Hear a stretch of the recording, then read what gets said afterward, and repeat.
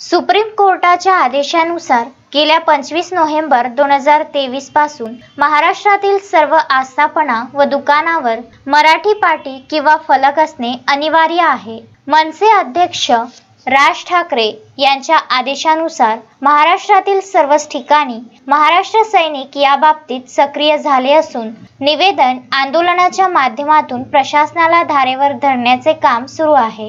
याच अनुषंगाने अमरावती महाराष्ट्र नवनिर्माण सेनेने सुद्धा महानगरपालिकेत धडक देऊन उपायुक्त जुम्मा प्यारेलाल यांना पत्र देऊन 7 दिवसात मराठी पाट्या व फलक लावावे, अन्यथा महाराष्ट्र नवनिर्माण सेनेच्या पद्धतीने आंदोलनाचा इशारा दिला। यावेळी शहर अध्यक्ष धीरज तायडे, बडनेरा शहर अध्यक्ष गौरव बांते, जनहित कक्ष जिल्हा संघटक प्रवीण डांगे, शहर संघटक बबलू आठवले, महिला सेनेच्या उपजिल्हाध्यक्षा संगीता मडावी, तृप्ती पानसरे, मनीषा ओलंबे, मयंक तांबुसकर, अमोल राऊत, निखिल चौधरी, विक्की लोणकर, महेश सिडाम, संजय हिवरकर आदी महाराष्ट्र सैनिक उपस्थित होते। जय महाराष्ट्र।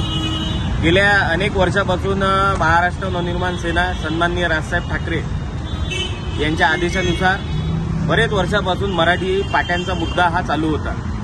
तो शेवटी निकाली लागून सुप्रीम कोर्टाने त्याची अंतिम तारीख हे 25 नोव्हेंबर 2023 दिली होती। तरी पण आपल्या महाराष्ट्राचा अभिमान असणं मराठी, आपण राहतो तिथे मराठी, आपल्या सगळ्या ठिकाणी आपण जातो तेव्हा सगळ्या भाषेला अभिमान आहे। सगळ्या राज्याचा सगळ्या राज्यामध्ये आपल्या महाराष्ट्रामध्ये मराठी पाट्या लागल्याच पाहिजे।